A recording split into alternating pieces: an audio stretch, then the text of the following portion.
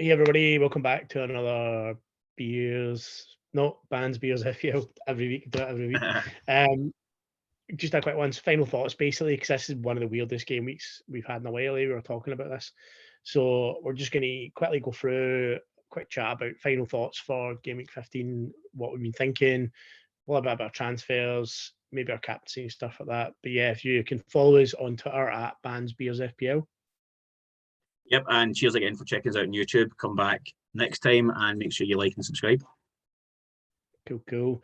So you've got a beer this week. You're going to talk us through it. It's one of our favourites. Yes, be very quick so we can get on to the Gameweek 15 chat. And again, Overtone Brewery from Glasgow, who we absolutely love. This time it is Shrine, and I think we might have mentioned before, the band Bleed From Within from Glasgow, they are collaborating. They're a metal band. They collaborate with Overtone on their albums. Their new album is called Shrine. So they've released this 4% Pale Ale, and that's the artwork from the album Shrine. For anyone who will recognise that. So I had one the other night, and it's fantastic. Really smooth, 4%. We can't shout about Overtone enough. They're just my favourite. And as you notice, we pick roughly similar breweries a lot of times. So if you guys have got any recommendations, stick them in the comments below or hit us up on Twitter. Or if you see us out and about, which is very likely, but just give us a shout and let us know. Cool. So we're just going to straight in. How's your points for this week? I know you're still leading the charge for the two of us, pushing up into the heady heights of the 0.005% club, I think you are. So yeah, it was a good week again. Yeah, so let's have a look, refresh my memory. So 66 points, which I was pleased with in the end. It was a bit of a strange game week. My expectations were quite low, so I got a red arrow, but only a small one. I think I went from 22,000 to 24, so obviously very happy with that still. My transfer was Bowen to Almiron, which I hummed and hawed about all week. I think couldn't decide who to go for. Almiron I was edging against because he was higher owned than some of the other players I was looking at, but I just couldn't. I felt he still had the goals in him, so really glad to go for that. As we spoke about last week, you know that I was going to captain Salah anyway over Haaland, so we never got to find out if that was a good shout or not. Haaland could have banged in a hat-trick in that game week had he played, we just don't know. So my captain choice was easy. I was already set on Salah. Whenever I heard the news of Haaland not starting, I just switched my base to Saka. I was disappointed with Foden again. That's 2 weeks in a row, just 1-pointers.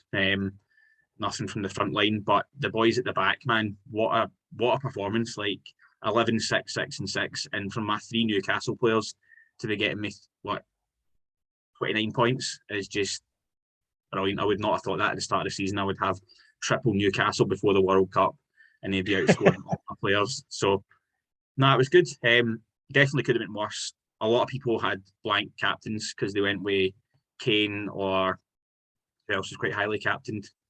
Mitrovic as well, Darwin for yourself. Yeah, so I was happy to get some returns from my captain, and then Almiron and my defence really saved me. So chuffed with 66 points above average.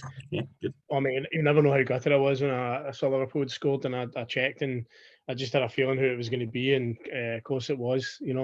Does nothing when I have him in, but all of a sudden starts banging him in again when you have a wee bit of faith in him. Yeah, my side, interesting week, not really my best, but yeah, keeping that above average score by 1 point, which I enjoy. Bit disappointed, Haaland, we all had inklings that he wasn't going to play. Had to take a chance, couldn't really not have him.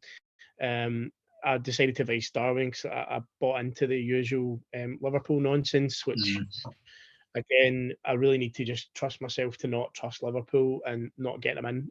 I don't know why people keep pushing me on it, keep saying, oh, he's going to be back, they're going to be great, they're going to be brilliant, and they never do anything. So don't get me wrong, I actually fancied them to do something against Spurs this weekend, but yeah, disappointing week. Great again, defence, really happy, gutted that Alisson didn't get a great return, but like White still bringing in the points. The bold trip is just, one of the season's best signings, I think. Cancelo still doing the business, and then of course your boy Almiron in midfield, keeping it real with the old 12-pointer. Biggest disappointment, other than Haaland not captain and then Darwin only getting 2 points, is the fact that I had Dallo on my bench and he got 9 points. Okay, man. I think had I him would in have the played first him. slot. I'm trying to think who I would have, if I was you, who would have played them instead of. I don't know. It would be tough to squeeze them in because Andreas had a good fixture. No, you're right. I don't think So I've I think I ever hummed and played. hawed over that. Yeah. I hummed and hawed over that because it was one of those games where I didn't expect United to play as well as he did. I thought West Ham would definitely have scored, but you know, you can't predict these things. It's only made me kind of realise that I do like having Dallo on my team. And you know, we were talking about the stats recently, where he was saying he's like a bonus point magnet. So he's been drawing in bonus points left, right, and centre. The only thing it does worry me slightly is obviously that yellow card tightrope. It could be a problem. So getting him in, you know, this week or for next week is mildly worrying, because if he gets a yellow card this week, he doesn't play next week. So probably worth bearing in mind. But yeah, he's definitely, I think, getting into the second half of the season after the World Cup, he'll be one of the first players that's in my second wildcard team. So yeah, chuff with that. Yeah. Again, Zaha, man, like he's so the most annoying cat. Like, you know, who was it that summed up brilliantly on that Twitter thread? You know, he's like a vibrator that sits in your cupboard. You know, doesn't have any charge when you need it, and then suddenly starts buzzing at 5 a.m. in the morning. You know, hilarious chat. But yeah, he's frustrating. Foden was frustrating. But yeah, an okay game week. I can't complain. Wasn't it brilliant? Wasn't it terrible? So quite okay with that. It would have been a So green arrow for you, wouldn't it? I'm sure it was. yeah, I think it was. Aye. I think I'd gone up a wee bit in some of the leagues. Not brilliant in a few of the other leagues where I was chasing. It was a red. No, it was a small red. So I think I've dropped to 750,000 overall, which isn't the worst. But yeah, I could be doing better. But I'm hoping, like I say, it's a marathon, not a sprint. So keeping up the consistency and getting into the second half of the season, I can start pushing forward. Cool. What about talking points for this week? Obviously, final thoughts. We've got a few interesting Game Week 15 conundrums. So the old Haaland debate returns, although we've had some decent looking news about him. Like it seems that he might be a starter. A few of the big accounts saying that they think he might end up playing. So probably worth, if you can take the risk, having him in your team, and I would say captaining him and just hoping for the best. But yeah, I've got a good feeling. I think he might come back in. But conversely, for that, the talking point that you're probably going to want to talk about is how does that affect Foden? Yeah, you seem to think, Danny, that Foden might not play this weekend. It's Or annoying. might So not start. Haaland wise, yeah, it's definitely better news than last Friday. Like you could see him in full training with the team, running about quite a lot, like no problems at all. So if he's running about like that and he's fit, I don't see why you don't start him. Start him, get even half an hour or 45 minutes out of him. We've seen Man City go 3-0 up against teams this season in the first half an hour. So they'll get, I think if he's fit, which I'm pretty confident he is, he'll start and he'll play 45 to 60 minutes and we'll get good returns out of him for that. I think there's goals there. City at home this season, I think they've scored in order. It was like 3 goals, 4 goals, 6, 6, 4, something like that. We can probably just even look at it. So I think very confident in him. Yeah, like 4, 4, 6, 6, 4, 3. So he's going to play in that game. I'm very confident of it. And you just know he's a machine. But Foden, that kind of bothers me just because he was the pure golden boy, man. He was getting like all these high minutes, starting every Premier League game. And then Pep's just started to play him more in the Champions League whenever they didn't really need their best players, even though they've got a full squad of best players. So I'm worried because he played 90 minutes in the Champions League through the week. So he's got too many options. He's got Bernardo, he's got Grealish, he's got Mahrez. I wouldn't be surprised if we see another benching. But as an owner, and most people are owners of him, just play him. Just hope for the best. Like he could come on in the second half and get a goal. We've seen him do that before, so I'm not worried. It's just annoying. But for these 2 fixtures, I'm just going to hold until the World Cup, and then we'll sort of assess through December. But yeah, just a bit anxious about that. I think we might be onto another 1 pointer for Foden, but yeah, we'll see. It's worth the risk. Yeah, I think so. I've currently got him in my team in the midfield ahead of Saka again, who actually came on and is no longer flagged, I don't think. So slight possibility I could change them out, but what's the point? I may as well leave Foden in, and if Saka, if Foden doesn't play, then Saka comes in, you know. Slight inkling that I might drop him, because what worries me is he does seem to come in for those, like, you know, 75th minute appearances where he gets 15 minutes to do not much. So it could be a worry. But it's definitely one I'm going to keep an eye on tomorrow, especially, like I say, maybe about 10:30, try and get some team news, team leaks, anything that can hint at what's happening. There's no early game tomorrow. They're all at 3:00. I thought the same. I thought it was an early kickoff again for Man City. So the deadline's 1:30 tomorrow, and Man City at 3:00. So it should be the same sort of thing. Usually there's leaks about 2 hours ish before. For some teams in Man City, we tend to get leaks quite early. So same. We sort of play it by ear, and if we see that Foden's benched, then maybe switch about your starting 11 if you've got a good option to bench like Saka. So brings us on to next kind of quandary that I've got. So my transfers this week, I brought in Trossard for Zaha. No brainer, really, get Zaha out of my team. Guaranteed he bangs. And then I've brought in Wilson for Darwin. Guaranteed he also bangs. But yeah, Wilson, a few rumours going about that he was on a podcast saying that he wasn't feeling great and he had to shake it. So I'm guessing it's the flu or something like that. So still hopefully he'll start, but worrying mildly that he's been flagged as a 75%er. Yeah, another one of those ones where I just play him and hope for the best, or do you preempt it, take him out of the team and put someone else in? I don't know. I just don't know. I know. I would just play him and just hope for the best. I'm just looking to see if Chris Wood's fit, and it looks like he is. I mean, so they've got an option if they need it, but it's one of those ones like if it is illness like a cold or a flu or something like that, like you change it by day. So just because he hasn't trained, maybe doesn't mean he's not going to play. So I mean, if I was in the situation where you've still got your transfer, I'd maybe be holding off and waiting for some later news tomorrow. Maybe move to someone else. But I think a lot of people jumped on him early, like yourself, because he was going to get at least one price rise. And it was an obvious, and also like Tony, a lot of people transferred Tony out. He was going to have a price reduction, so it made sense to go early on Wilson. It's just a shame that he's got this flag. So I think he'll be fine. I think so. I'm hopeful for you. Although if he does play, I don't want him to get another 19-pointer because that'll kill my rank. I don't own him, and I can't own him because I've already got triple Newcastle. So yeah, I'm hoping he does play for you and he gets a wee 5 or 6 pointer, and then Almiron gets a 15er.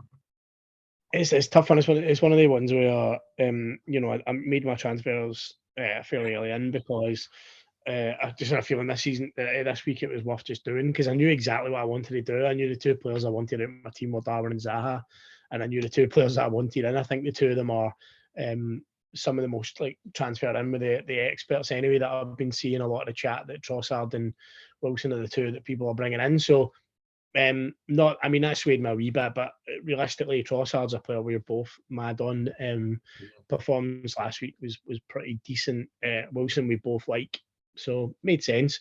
The only other player I would probably rue missing out on is probably Rashford. I think United have definitely turned a bit of a corner, and it's interesting to see how they do going forward. And with that really brilliant seg, I'm going to take you on to your transfer plans because I'm sure you mentioned that Rashford features possibly in your watch list. So what are you thinking? Man. So I've got one transfer. I don't have the luxury of two like you had this week, so kind of restricted. I don't have any major worries, but I'll just have a wee look and show you. Like, so I'm either between. This is sort of what I'm thinking about playing. These three at the back. Nico Williams is a bit of I don't know if he's going to play. He might play Aurier, but Nico would come out and Anderson would go in. I'm not putting Anderson in because I feel like if Nico does play, Forest have had a bit of a better defensive display recently, and Brentford don't have Tony fit, so they could get a clean sheet. If he doesn't, I see West Ham scoring at home to Palace. I see Brighton scoring away to Wolves, and Johnny's not even guaranteed to start, so that's why Nico's in there. But yeah, so transfer-wise, I'm going to get rid of one of the Fulham players, I think, because we know they've got Man City next week, and then Man United. I quite like the Man United fixture. I think Mitrovic could probably score. So that's why I'm at the moment edging towards Andreas. So I'm looking at taking him out for either Trossard or Rashford. Both so appealing. Like Trossard's got the form, seems to be scoring against anyone, but I kind of feel like he's burned you a couple of times this season. So if I bring him in, this is going to be the week that he blanks. Also, he's quite a lot high owner. He's more owned than Rashford.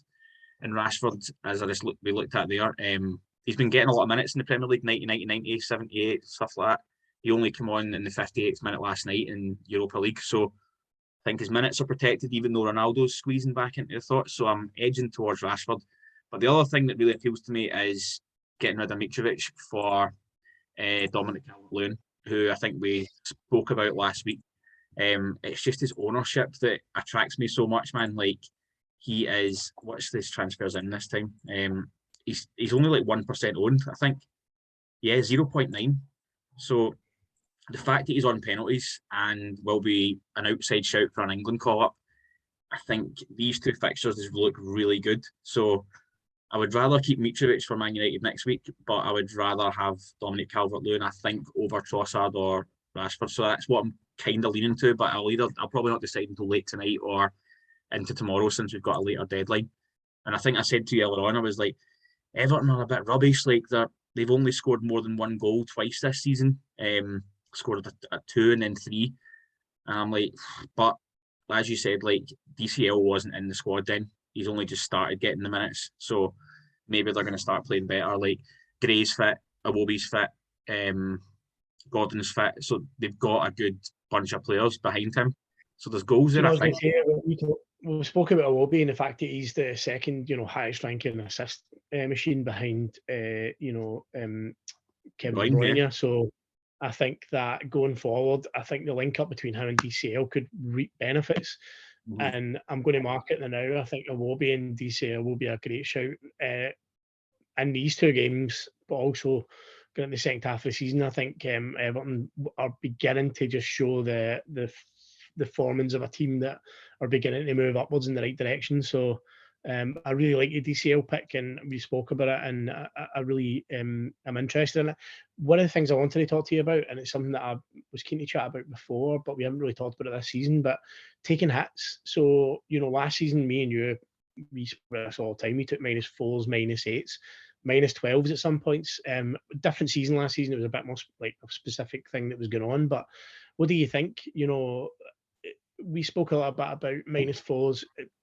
How do you equate that in your brain? Like, if I was you, I'd be heavily tempted to -4 just to get in DCL and Rashford. Mm-hmm. To me, that would be a no-brainer. It's exciting, it's cavalier. I know you're a bit more reserved this season, but what are you thinking about it? Like, what's your thoughts behind taking hits? I mean, I actually now, after last season, feel a wee bit more comfortable doing it. Mm-hmm. It's not paid. I've done it once this season, it didn't pay off for me, but I think going forward, I'll be much more comfortable in the second half of the season if I need to. What are you thinking about it?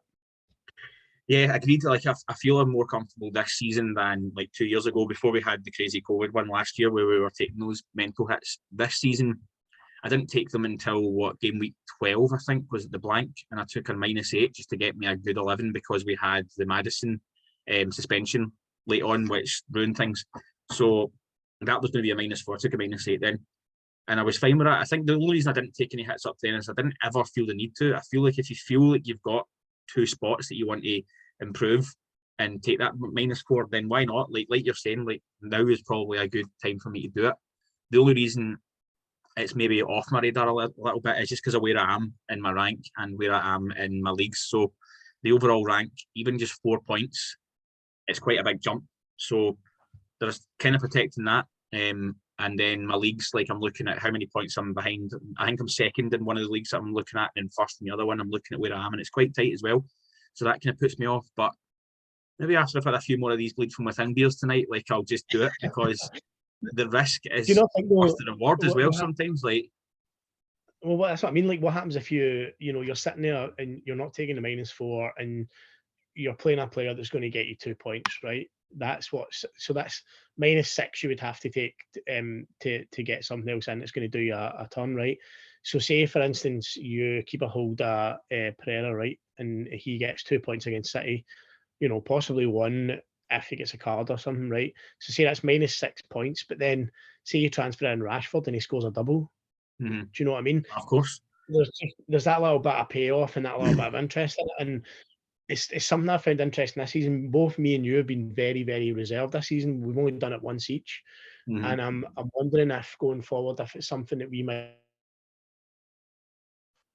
consider a bit more. And actually, the more I think about it, I'm like, actually looking at my team and ways I can needle out, I would quite like to, sometimes take that chance, because it can be benefits. I'm not saying doing it all the time works, or feeling need to do it all the time, but I think last season really proved that you can do it and get away with it. And I think although that was special circumstances, a lot of other people will be doing the same thing.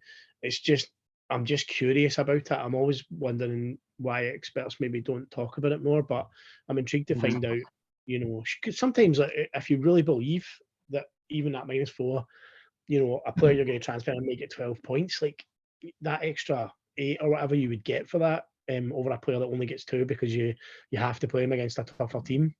It's just one of those things I'm interested in. Like the reason I bring it up is just I was looking at your transfer chat, and both Rashford and DCL kind of scream out at me as being interesting, So, well, I think like even last season, right? I can't remember the exact amount, but I definitely took over 100 points worth of hits, because I remember looking at it, and that seems crazy, but I still finished just outside the top 100k out of what, it was about 9 million players last season, so that was good. Some might say if you didn't take as many hits, you might have done better, but who knows? That you would need to pure look at the data and see all that and stuff. But anyway, so I'm definitely all for hits now. If, like you're saying, if it is a player you think is going to get you somewhere, so I'm definitely all for it. It's the kind of thing that has been on my radar all week. I have thought about it, but every time I do think about it, it gives me a little bit of a bench headache, right? So option 1 would be we put in Rashford for Andreas and DCL for Mitrovic. Then I need to bench Solanke, who I'm quite keen on. Like he's got me some points. I feel like he's got goals in just random games. However, then the flip side of that, just me being indecisive, is Leeds just went to Anfield and only conceded 1. So maybe they're tightening up the defence, or is it just that Liverpool are awful? Who knows? It's a bit of both, maybe. So that's a little bit of a bench headache. But I mean, I wouldn't mind having Solanke as my first sub if Foden didn't play or something happened with Haaland that we didn't expect. The other option would be keep Mitrovic on the bench, ignore DCL, who I'm not wanting to really ignore, Andreas to whoever, and then swap Johnny to someone and put Johnny in instead of Nico Williams. Or put the Johnny replacement in. So I've talked to you before when I was initially thinking of maybe going Johnny out. Cresswell, quite like him on set pieces. West Ham, clean sheet at home to Crystal Palace. Palace are weird. You don't know when they're firing and when they're not. It could be a 0-0. Or Dunk, I quite like the Brighton defence away to Wolves. Wolves just don't have any goals in them, and Diego Costa's now suspended. Like, I see that game being 2-0 to Brighton, probably. So, I mean, that's another move, which would mean I would have a solid first bencher as well, and I would still have Mitrovic for next week. So there's too many options. So, like, the -4 gives me a wee bit of a bench headache. And I feel like I don't need to make it, but I do like this is it. I feel like these 2 weeks are a little bit of let's have fun. It's almost like we've got a mini season. We've literally got 2 weeks before we can start again, and we've got a month to thinking about this starting again. It's never going to happen again. So I have heard quite a lot of content creators talking about, I'm going to have some fun now. Like, a lot of people are going for the obvious picks. Go for something a bit different. So that's why I was kind of put off Trossard, because Rashford's lower owned, and then I'm super attracted to picking DCL because so low owned. Cresswell's low owned as well. Like, so you're right. Maybe this is a week to do the -4. Have a bit of fun. Don't overthink it. Just go for someone that you think's a good punt. And hope that it works. The only reason I'm not trying to go into doing anything crazy, but I was just wondering, because we were chatting about it, and I was like, sometimes it makes sense, because you can either tread water by playing players like Nico Williams and Andreas, right? Say Nico Williams, you would hope would get you a 6-pointer, but say he only gets you a 2-pointer. Andreas only gets you a 2-pointer, so that's 4 and 4, right? 4 plus the -8, so that's what that would have been -12 points, right? -12 you need to get back. You bring DCL and he scores 2 goals, right? Straight away, you've reaped the benefits of that, and then you've got Rashford on top of that. So that's an example. Or if you take Nico Williams out and replace him with Cresswell gets a say a clean sheet or an assist or something. It's just interesting. I'm curious. I don't understand why more people don't mention it. I know. You can either tread water, hold your position, or maybe throw the dice and try and do a bit different. A good scenario to do it. I mean, you'll find out eventually when I release my team tomorrow what I've gone for. But this is a prime example of when it is acceptable to take that punt. I mean, I would go back and say, like, there's no way that Andreas is going to be in my team for deadline. He's either going to be benched because I've done DCL in for Mitrovic, or he's going to be gone himself, and it's going to be Rashford or something. So the team we're seeing on the screen, he's the weakness that he's not going to be there. But Nico Williams does make me nervous. I don't really like that. I don't think Anderson's going to get me much, and I don't know if Johnny's going to play. So there's definitely work to be done there. But like I said, a few more cans, we'll probably be seeing Rashford and DCL. And I'll be getting loads of messages off you later, like we are. Maybe Trossard. I don't know. I might be like, right, I'm taking the -4. I'll go with Trossard just because. I don't know. I've not owned him this season. I really want to, but Rashford. I think the only thing for me, I would say for you, if you're going to -4, there's definite points to be taken at looking at that defence, because you've got Johnny doesn't really play. Who are Crystal Palace playing after West Ham? Do you know? That's another really, because you've got, you know, are you going to play Anderson next week? Yeah, quite possibly. Yeah. All right, so you could probably keep Anderson, but like Nico Williams and Johnny are like, you know, tossing that up, but definitely interesting. And then I think Nico's got an okay fixture next week as well. They've got Palace at home, so these are two games I was quite happy when I was coming up to World Cup. I was like, I'll keep Nico for these games, and if I need to play him, I'll play him. If he's not in the squad, then I'll hopefully have an okay bench. It's not the worst. So I mean, we don't know. I mean, Nico Williams may hit a stunner and he might play really well and get an assist and all that, but who knows? Anyway, captaincy is the next thing I want to talk about, because obviously we're going to have a conundrum. Where I would say we're both probably going to go Haaland. That would be right. Aye, unless there's any news, I think it's boring. You know me, I keep every time it's Haaland. I'm like, everybody's going to captain Haaland, and I like to be a bit against the grain, but it's safe in this instance. You can't be punished though. I mean, if you don't captain him in any smashes, you know, like. And like I said, I think he's going to play. So if we just ignore that flag, like if there was no flag on him, then we wouldn't even be having this conversation, I think. So we'll wait and see if there's any weird news. But who's your backup captain if you're not going to pick Haaland? Who would you pick out of your team? It's hard, man, because Foden's got that sexy fixture, but I can't trust if he's going to play. Like I said again, if we get some early news, cool. Cancelo maybe would be a shout. He didn't play midweek, so I've seen some people get defenders, man, it's dangerous. Like, see, when we look at Cancelo at home and the weeks that he's been rested in the Champions League where the big hauls came, the 6-0 against Forest and the 4-0 against Southampton, and now they're playing Fulham at home. Like, it's tasty, but I don't know if I've got the balls to captain a defender. It's just something about it feels weird.